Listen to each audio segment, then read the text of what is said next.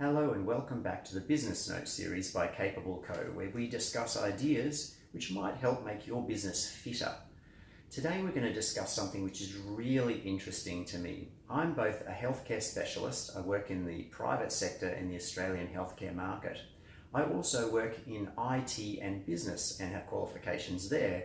So what's of particular interest here is this massive disconnect between my experiences working in the Australian emergency part of the healthcare sector and what I would have expected to see given the studies I've done of platforms and innovation, the MBA and IT's generally inexorable march. You would think that there'd be lots of disruption. In reality, I've seen until very recently virtually none. So there's no big upending, big rewriting of the rule books, nothing. And so is this even real? Is it that the theorists about healthcare disruption that have been saying for years, the next big area of disruption is health, are they completely wrong? Or is it that it just hasn't happened yet? So I'm going to argue today that in fact it's starting to happen now, and that the truth of it is that it just hasn't happened yet, and that there's going to be major changes and we need to get ready for them. Let's just go through the talk in its entirety in brief here. This is the entire talk.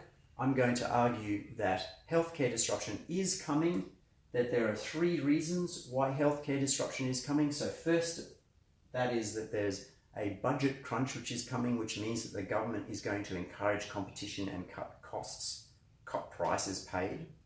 Secondly, the existing providers are not as fit as they might hope that they are, and therefore there's a good chance for those incoming competitors. Thirdly, that there's an obvious way that they're going to get into the market. I'm going to give an example of this actually happening in the real world, and all these 3 concepts come into play in this example. Finally, I'm going to talk about the spectrum of futures, one where the new competitors in the market wipe the floor and the existing providers get commoditized essentially, versus the concept of the existing competitors at the other end of the spectrum of possibilities here. The existing competitors would recognize they have some weaknesses and seriously start turning around. Quick suggestions to the existing incumbents in the market about what they might want to do, and just talk about some other potentially relevant videos. So that's it in a nutshell. Let's get down to the details. So the budget crunch. This is all about the fact that the total tax base in any country is rising, but it's not rising as much as the total demand for healthcare services.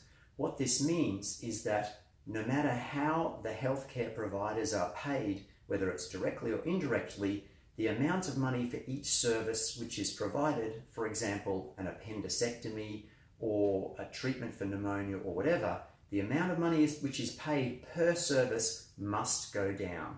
Another big component of the government's trying to bring down this price will be to encourage more competition. By way of example, in the Australian healthcare, there's a subsector where disability services are provided, and these things are happening. The second point to make here is that the existing competitors in the market haven't been exposed to as much competition as they might have been. It's very hard to really drive the companies forwards, and they tend to aggregate structural impediments to improving themselves. It's a bit like dragons. You know, no one really believes dragons. No one's going to prepare for dragons coming because, well, who believes in dragons anyway? And after 20 years of personal experience in the Australian healthcare market, it's understandable that people wouldn't believe in dragons. Now, dragons in this case equals this big change which is coming.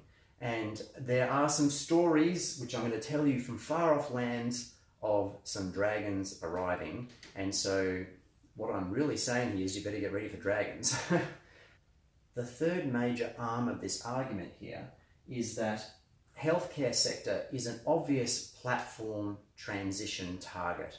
Platforms in the old-fashioned sense would be something as simple as a marketplace where buyers and sellers get together and value units are transferred to each other, and the actual market itself in that situation would be considered a platform.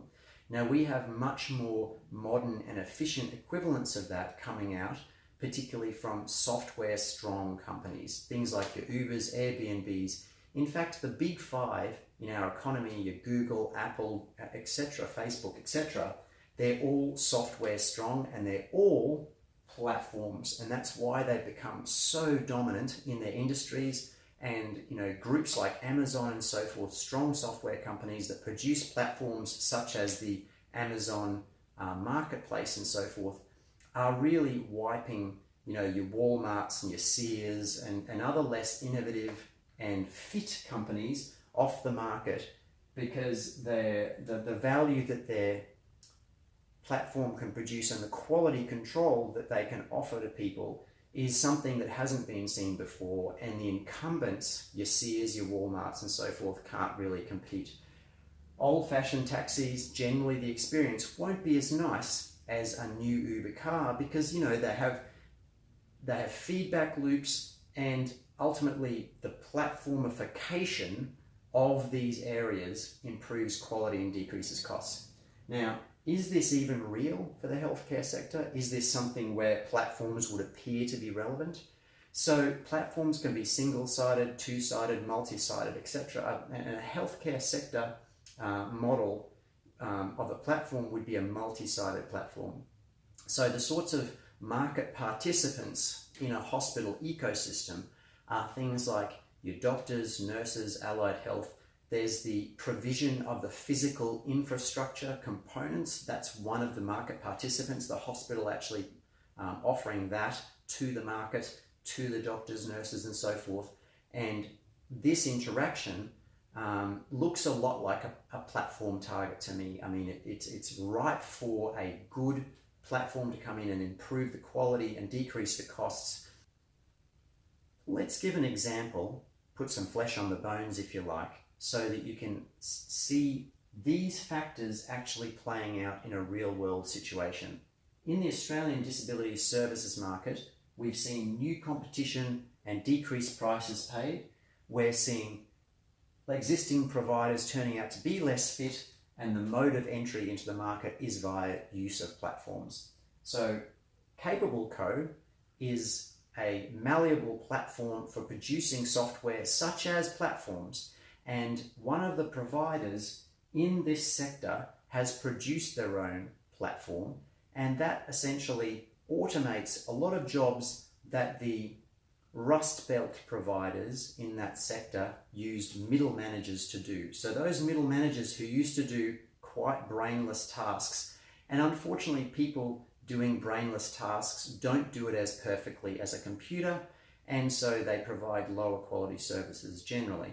So this provider, new entrant into the market, has set up a platform where providers of services and those who need the services both interact via the platform, and the cost that they incur providing this service is much lower than the existing providers in that market. So the existing providers in that market are less fit and they employ those middle managers. The new provider in that market is able to do a much better job and they have a good margin. The existing providers are finding it difficult to even continue to operate in that subsector. Now, I would argue that this general situation where the budget crunch, the existing providers being less fit, and platforms being the obvious way that the new providers get into the market is going to extend across to other parts of the healthcare sector, not just be confined to this little area which is being revamped. The government's going to see it's the obvious way to go and encourage it elsewhere. So disruption seems to be coming. So to illustrate the future, there are extremes of possibilities here, neither of which will probably happen. That is, at one extreme, the new entrants into the market wipe the floor with the old participants in the market. At the other extreme, the existing participants in the market become way fitter and become good at providing platforms and survive the transition. So obviously neither of these extremes is going to happen, so we're going to see a bit of both of these ends of the spectrum in our future. Breaking this down a little more, you might see new market participants providing services and value to the customers, which is far better than before. So by way of example, you might get the ability for the market participants to log into their platform and do things which are really useful to them via the platform. Now, by market participants and customers, I don't mean just the patients, I mean the nurses, the doctors, the allied health, the providers of the physical infrastructure as well. So they'll use the platform to try to smooth all of the operations which are taking place.